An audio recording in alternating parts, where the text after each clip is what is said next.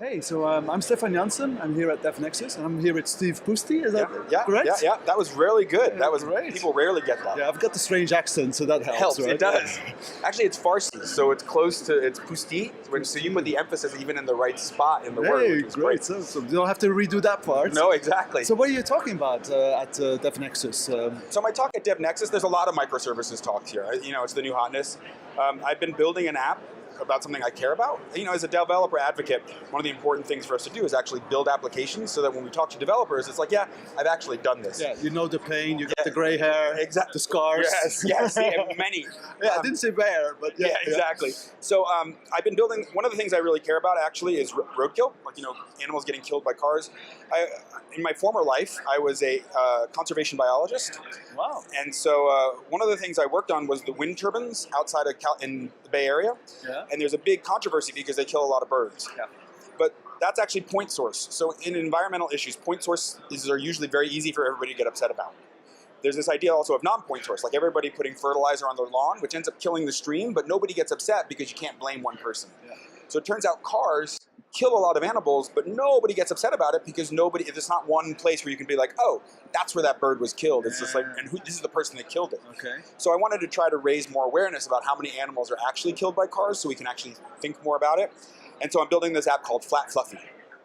Right? Yeah. And so I decided, well, since I'm building a new app about something I care about, I'm going to take on microservices. Like, there was some talk. It was about a year or two ago. It started really picking up, and I was like, okay, let's see what it's really like to build one. So I've been building it that way. And so my talk today is mostly not going to be about, oh, you need to use this technology. If you're not doing it in Akka, or if you're not using Node in Mongo, you're not doing it. It has to be databases on each service. And my talk is mostly going to be like, no. It can be any language, it can be any app server, and you can do it wherever you want. There's not some sort of technology you have to use, it's more about an architectural style. Okay. And then there's some tools to help you do that if you choose to do it, but it's also not the right tool for every application either. Yeah. Right? Yeah. Like I think there's this thing a lot of times with technology where we're like, Internet all things, Mongo all things, right? And so I want to say, yeah, there's some places where it fits and other places where I don't want microservices, right? Because there's disadvantages to that style as well. Okay. So that's my talk. All right. And so you work for RedHat? Yes, I do. And I heard you were also focusing on OpenShift. I mean, the talk will have a little bit about OpenShift, but mostly about how OpenShift is a platform as a service, and how platforms as a service can help with building microservices. Yeah. Right? Because one of the things in microservices is you're spinning up lots of services, and you may try them out, you might destroy them. One service might scale up independent of the others, so you don't want to actually have some big war file that has all your services trying to scale. You can have other ones scaling, and OpenShift does automatic application scaling. Yeah. So a service, if it's getting a lot of traffic, can automatically scale by itself. Yeah, I've actually started playing with OpenShift. I'm Great. Really impressed about you have multiple possibilities to deploy something, and one is if it's like WordPress. Yeah. Because I'm using that for a few websites. Yeah. It's yeah, and it's not like WordPress.com where it's like someone's hosted. It's your WordPress and then you can go in and do all the normal stuff you do. Yeah, I was pretty impressed with that part. Yeah, and so that really got me excited, starting to look at other things, because I run Voxxed in Belgium, and we have a registration app which used to run on CloudBees, but they stopped. Yeah. So I'm looking to find a new host, and maybe I might use OpenShift for that. So yeah, and I think where it gets really exciting, so platform as a service is pretty new. Right? I mean, for those of us in it, it feels like it's old. Yeah. But for most developers, I still go to shows, even here at DevNexus, I'll be like, oh, this is Red Hat's platform as a service when they ask about OpenShift. And they're like, what's platform as a service?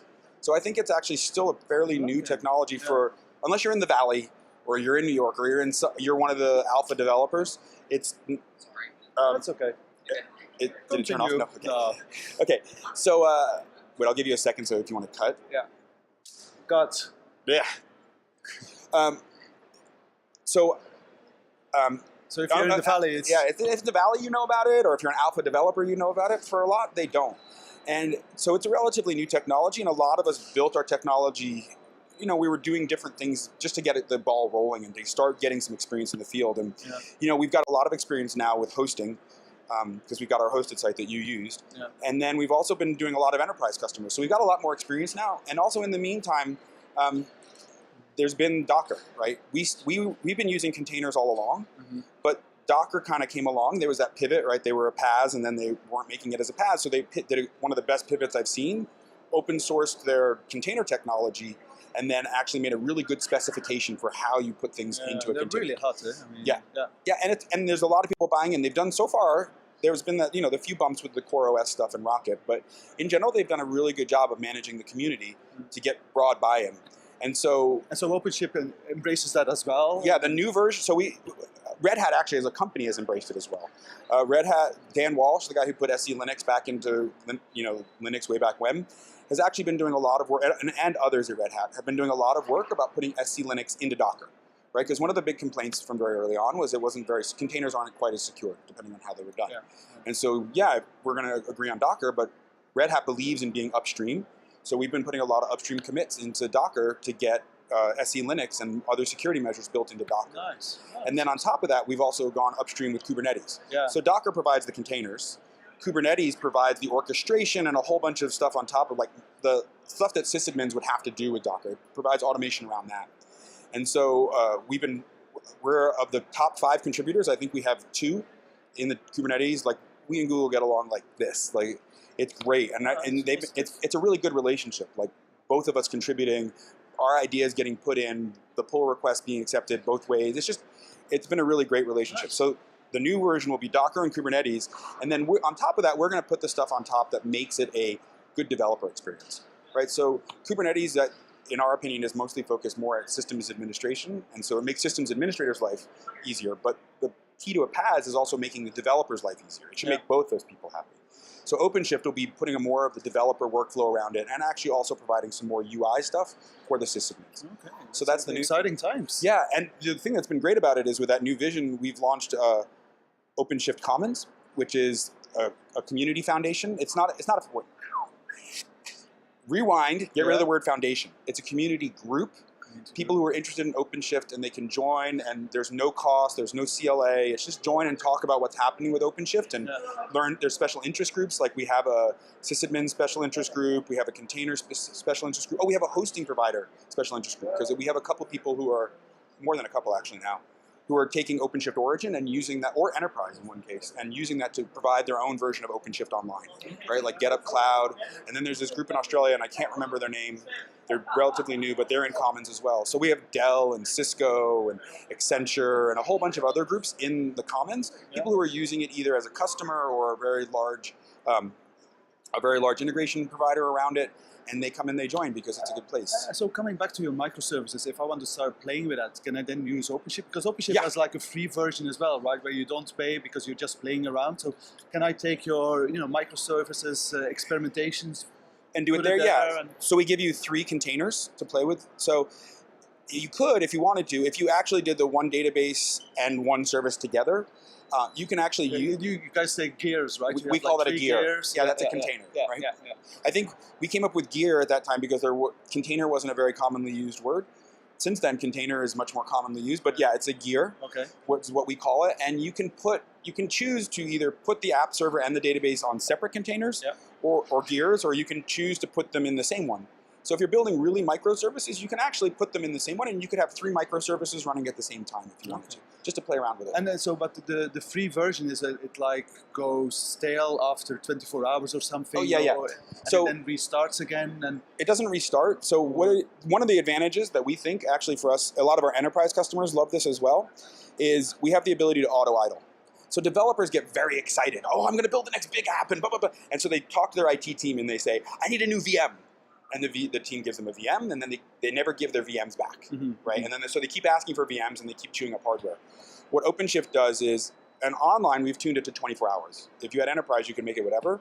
We'll auto idle the application if there's no HTTP or SSH connections. So I'm a technology guy, so I immediately go, I'll just have a daemon sending HTTP requests every hour so it stays alive. Does that fly, or you can't tell? Or no comment. No comments. I won't comment either way. I haven't read the terms of service closely enough to know if that's a violation.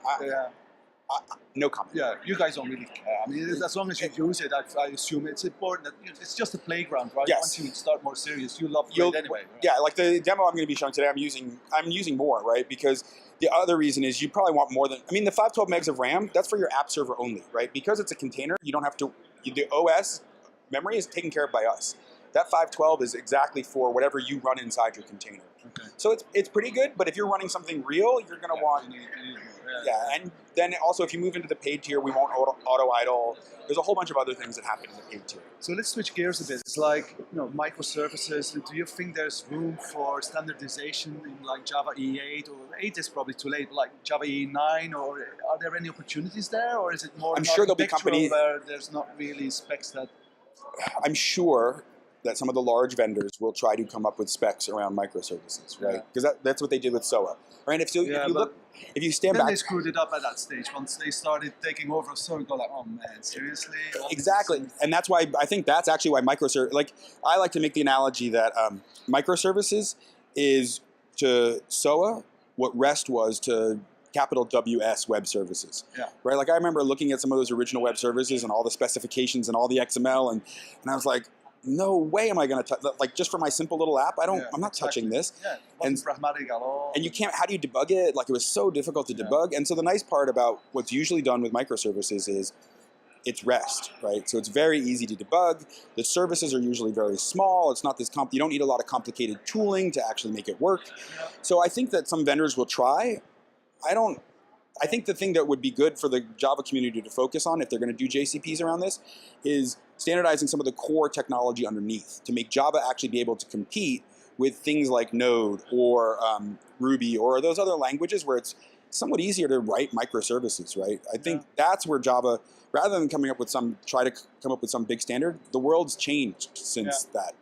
They can't really do that anymore. It's not more agile and more pragmatic and just get the job done. And I'm probably, I'm not yet in the microservice, but I have RESTful interfaces and they're probably already, you're most of the way there, right? Yeah, exactly. So I'm like thinking like, but are there like any plans for like modularization, versioning, and that type of things?